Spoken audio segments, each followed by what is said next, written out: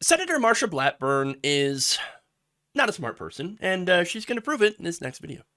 And now we find out Hillary was the one who was cooking this plan up and then saying it was the Russians and blaming it on Donald Trump when all along it was Hillary Clinton who was close to the Russians.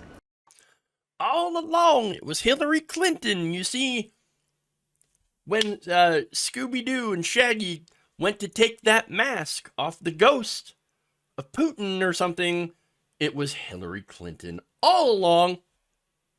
Hillary. Behind everything. That makes no sense. That makes no sense at all. Even for Marsha Blackburn, this was dumb. This was really dumb. Hillary was cooking. Was it spirit cooking? Oh, yes, that'll get a right-wing reaction. No.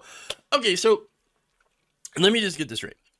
So Hillary Clinton somehow has this close relationship with Russia.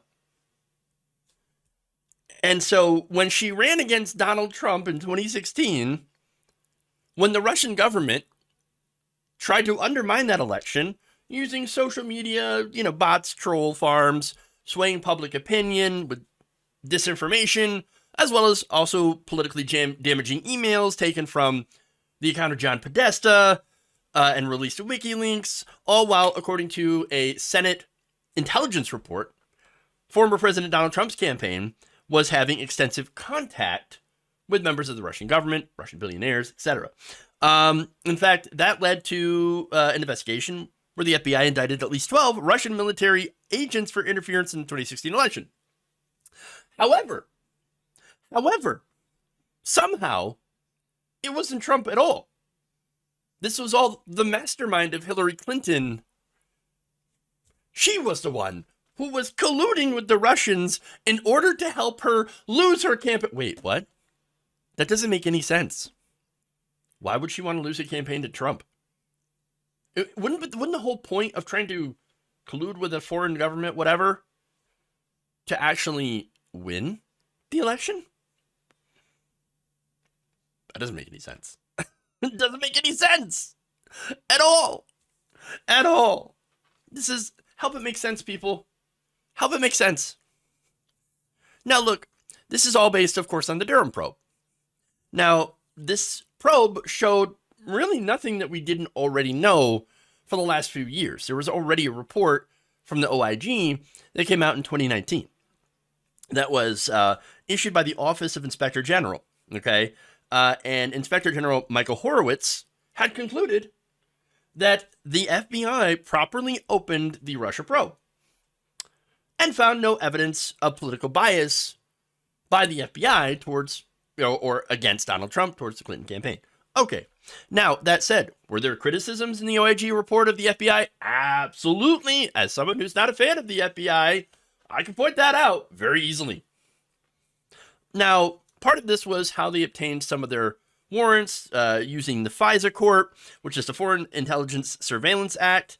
Now, after all of that, that report came out and pointed at the missteps of the FBI through this, is like chasing down things like the Salacious Steele dossier, etc. And, maybe, I guess, jumping to conclusions, things like that. The FBI made some changes. So now, in fact, all senior executives overseeing the Crossfire Hurricane investigation, that's what the, Trump-Russia collusion investigation was called, was codenamed. All the senior executives have either left the FBI as a result of termination, resignation, or retirement. So, overall, Durham's findings basically agreed and rehashed Horowitz's findings. Now, of course, he added things, a little bit of flourish, as that was his job, and put, wow, there was a lot of confirmation bias, and they took this information and they, and they treated it as if it could be legitimate information when, and then they ignored the things that were exculpatory towards Donald Trump and all this stuff. Please read it and don't get mad at me. That's basically what it is. Now, look, there's nothing in there about Hillary Clinton colluding with Russia. No definitive proof, anyway. Now, the special counsel was looking into whether any crimes occurred in the handling of an uncorroborated piece of U.S. intelligence indicating Russia knew of a Clinton campaign plan to vilify her opponent, Trump, by tying him to the country. Durham concludes, though, that did not, all things considered, amount to any provable criminal offense. In her interview with Durham's investigators, Clinton called it, quote, really sad, saying, I get it. You have to go down every rabbit hole. It's just really sad, you know? Like every single... Really, did they... I wouldn't be surprised if they were trying to... If people were trying to urge Durham, hey, while you're at it, you should look into Clinton body double. I hear there's some shady stuff going on there. Now, Durham believed that the uncorroborated evidence, intelligence, should have at least made the FBI question whether it was being used by a political opponent to pursue allegations against the Trump campaign, and concluded that it would be impossible to prosecute anyone for the handling of the intelligence, saying that it amounted to a significant intelligence failure, which we've seen before, but not a crime. I mentioned we've seen that before. What do you think? What do you think the weapons of mass destruction thing was about when it came to Iraq?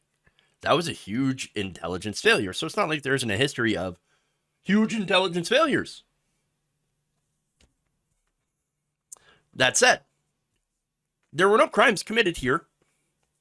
No war crimes. Unlike, of course, what happened in Iraq. But also, unlike what happened in the Mueller investigation. When it came to Trump-linked officials, some of them got in trouble. Now, while Mueller ultimately did not establish a conspiracy between the Trump campaign and Russia, his report detailed extensive election interference by the Russian government and repeated contacts with Trump-linked officials. So, now, Mueller ended up securing convictions and guilty pleas against 6 Trump associates over the course of his investigation. And following that, in 2020, the Republicans led, this was a GOP-led Senate Intelligence Committee, had reaffirmed the Intelligence Committee's assessment that Russia interfered in the election to help Trump defeat Clinton, not the other way around. Again, it's almost as if Marsha Blackburn is taking what was said in the report and lying about it. Saying, aha, Clinton, she was getting the cahoots with the Russians the whole time. No, that's not what it said at all. I understand it's 300 pages. That's a long read. Okay? But wow.